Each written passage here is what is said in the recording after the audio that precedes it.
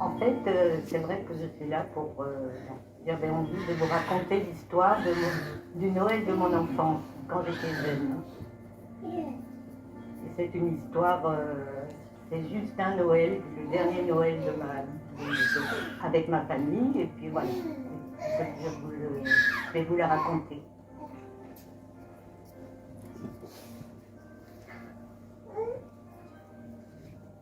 Et maman déposait sur la table de la cuisine tout ce que nous avions préparé pour décorer l'arbre de Noël qui viendrait prendre place dans le coin de la salle à manger. Des jolies aussi. Hein, des noix qu'il nous fallait enrober de papier doré et argenté, les feuilles de papier de soie que nous découpions en carrés pour confectionner des papillotes fourrés de boules de chocolat noir et au lait. Nous devions aussi enfiler du fil au petit sablier en forme d'étoiles, de lune et de cœur qu'elle avait confectionné pendant mes longues journées d'école, où le rêve de Noël avait déjà envahi mon cœur et ma tête.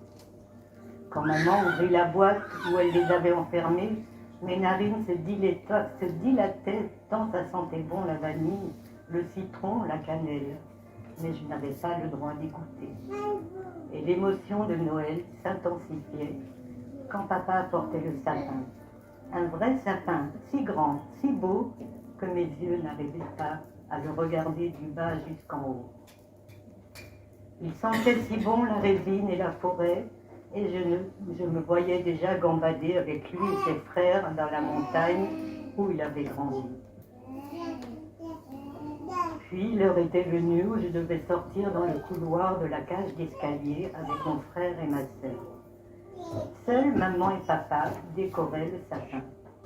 Et nous attendions plus d'une heure dans cette cage d'escalier glaciale. Mon nez n'arrêtait pas de couler, mes mains étaient gelées et je devais sautiller sur mes pieds pour les réchauffer. Et dehors, la neige n'arrêtait pas de tomber en silence, tourbillonnant autour du seul réverbère de la rue. Je ne me lassais pas de la regarder par la vitre givrée que j'avais grattée avec mes ongles par endroits, en pensant au gros bonhomme de neige que nous ferions le lendemain avec ma sœur et mon frère.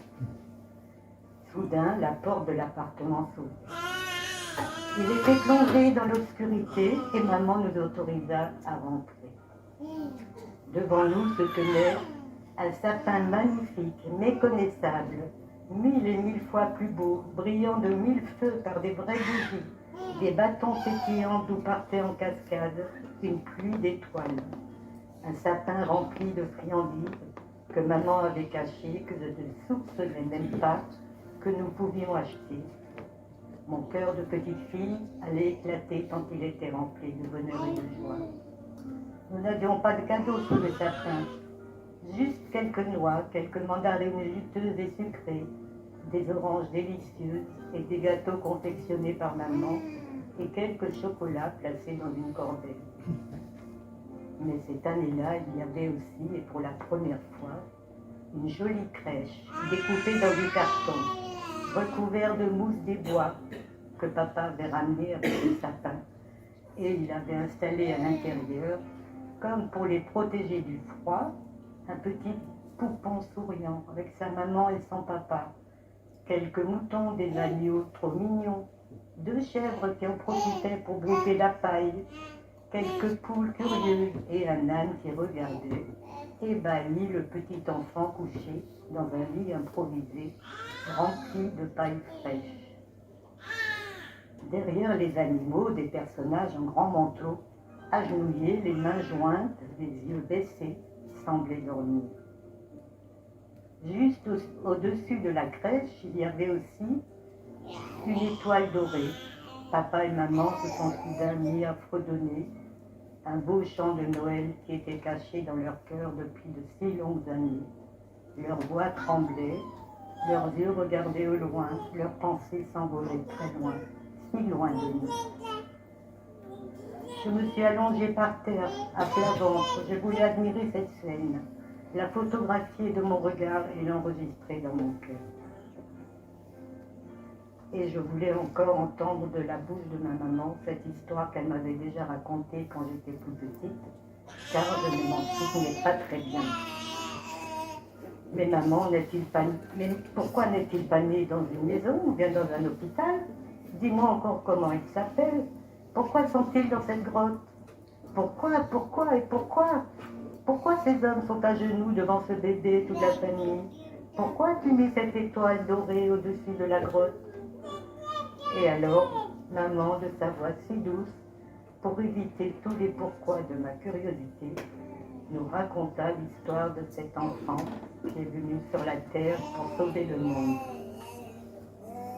Tu sais, ce n'est pas un conte, c'est l'histoire vraie de la naissance de Jésus, dans le pays d'Israël, au milieu de son peuple. Tu regardes ce petit bébé qui dort paisiblement dans la mangeoire des mouchons. Sais-tu que c'est par la puissance de Dieu et de son esprit qu'il a été conçu? Un ange de Dieu avait prévenu Marie qu'elle porterait en elle, dans son ventre, celui qui devait être le sauveur du monde. Bien sûr, je ne comprenais pas bien tout cela voulait dire. Comment un si petit enfant pouvait-il sauver le monde et tous les hommes qui s'y trouvaient? Est-ce que la terre allait exploser? Je fus soudain rempli d'inquiétude. Mais ma fille, écoute bien. En ce temps-là, il y avait un empereur romain qui voulait absolument savoir combien de sujets il avait dans son royaume. Et il ordonna à ses ministres de compter chaque habitant de son empire. Et Joseph, le fiancé de Marie, décida de faire le voyage de Nazareth jusqu'à Bethléem pour se faire recenser. Mais il ne voulait pas laisser Marie toute seule à Nazareth car elle allait bientôt accoucher. En ce temps-là, on ne voyageait ni en voiture ni en train. On partait longtemps à l'avance et à pied. On dormait à la belle étoile. La nuit ne faisait pas très chaud. Et le jour, le soleil tapait fort. Leur voyage dura une semaine. Une semaine si fatigante pour Marie. Et quelquefois, Joseph, voyant sur son visage qu'elle était tellement épuisée, qu'elle était pleine de courage, la hissait sur le dos de l'âne qui portait déjà tout leur bagage. Et puis vint enfin le moment où ils aperçurent à l'horizon Bethléem au sommet d'une colline, entourée de prairies verdoyantes et paisibles. Encouragés, ils pressèrent un peu plus le pas, espérant bientôt être accueillis dans la seule auberge de la ville. Il y aurait certainement une chambre pour eux et un petit coin pour les animaux dans la cour de l'auberge. Oh, ce n'était pas une auberge de luxe, mais au moins, Marie aurait un abri pour cette nuit et pourrait reprendre des forces, et peut-être aussi soigner ses pieds blessés par cette longue marche. Hélas, il y avait tellement de monde dans cette ville. L'auberge était pleine et il n'y avait aucune place pour loger 2 personnes épuisées par leur voyage depuis Nazareth. Mais une personne compatissante remarqua à quel point leurs 2 visages étaient tirés par la fatigue. Et voyant que Marie était sur le point d'accoucher, leur proposa une grotte où ils mettaient des animaux à l'abri pour la nuit. Joseph et Marie furent si reconnaissants. C'était mieux que de dormir dans la rue au milieu de tout ce bruit et peut-être à la merci d'éventuels brigands. Mais que cet endroit sentait mauvais et comme il était sale, Joseph se mit sans tarder à déblayer et à nettoyer un coin de la grotte pour y allonger Marie. Quelqu'un lui apporta de l'eau pour qu'elle puisse boire et se laver, et ce fut là que naquit le bébé de Marie, dans la pénombre de cette grotte malodorante. Nous l'appellerons Jésus, dit Joseph à Marie, comme l'ange de Dieu me l'a dit, car c'est lui que Dieu a envoyé pour nous sauver. Et Marie, pleine de joie et de tendresse pour son bébé, sortit de ses bagages d'image, découpés en longues bandes pour emmailloter Jésus. En ce temps-là, c'était la coutume de toutes les mamans d'Israël d'emmailloter leur bébé. Pendant ce temps, Joseph découvrit au fond de la grotte du foin tout propre et une mangeoire pour les animaux. Il remplit la mangeoire avec ce foin et délicatement coucha le bébé dedans. Aussitôt, Jésus s'endormit d'un sommeil paisible et Marie put se reposer et penser certainement à tout ce qui venait de se passer et à cet enfant si mystérieux qu'elle avait porté pendant 9 mois, à ce bébé qui n'était pas tout à fait le sien, mais qui était tellement semblable à un autre, qui n'était pas le fruit de son union avec Joseph, mais qui était le Fils de Dieu, venu sur la terre, né d'une femme choisie par l'Éternel. Quelle belle histoire, maman! Et mes paupières commençaient à se faire lourdes, mais je voulus encore connaître l'histoire de ces personnages à genoux, faisant semblant de dormir. Et maman continua. Tu sais, ils ne dorment pas. Ils n'étaient pas vraiment riches pour offrir des cadeaux aux petits enfants. Ils n'avaient que leur cœur pour prier et adorer. Ce sont des bergers qui gardaient leurs moutons dans les champs autour de Bethléem. Pour ces bergers, leur nuit avait commencé comme toutes les autres nuits. Ils allaient à Jérusalem pour vendre leurs animaux et ils avaient fait une halte dans ce champ. Ils s'étaient installés autour d'un grand feu pour se réchauffer et se raconter des histoires de toutes sortes. Et surtout pour protéger leurs moutons. Il y avait certainement des rapaces, ou même des renards qui rôdaient, peut-être même des voleurs de moutons. Quand tout à coup, dans un ciel sombre et silencieux, resplendit une lueur vive et éblouissante. Un ange tout plein de lumière descendit vers eux. Tu penses bien comment les bergers furent terrorisés en voyant cela. Mais l'ange se dépêcha de les rassurer. Ne soyez pas effrayés, je suis venu pour vous annoncer une bonne nouvelle. Elle sera un sujet de joie pour le monde entier. Aujourd'hui, un enfant vient de naître à Bethléem. Il est le Christ, le Seigneur. Allez le voir vous-même. Vous le trouverez emmailloté et couché dans une mangeoire, à l'abri dans une grotte. Et tout à coup, le ciel s'anima et résonna de chants mélodieux. Des milliers d'anges interprétaient d'une voix puissante un hymne de louange et de reconnaissance.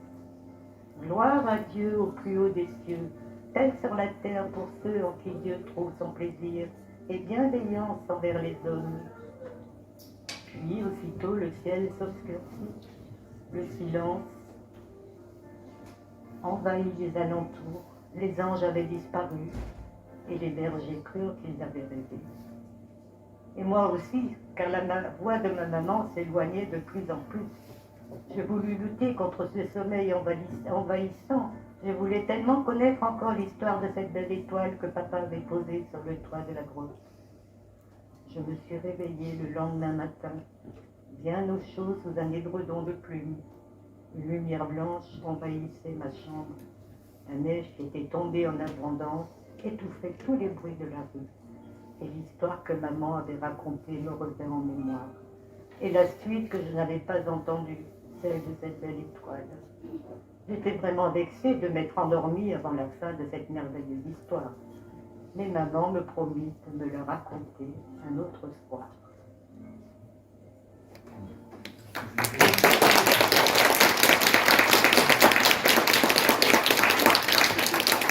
Vous la connaissez cette histoire, hein?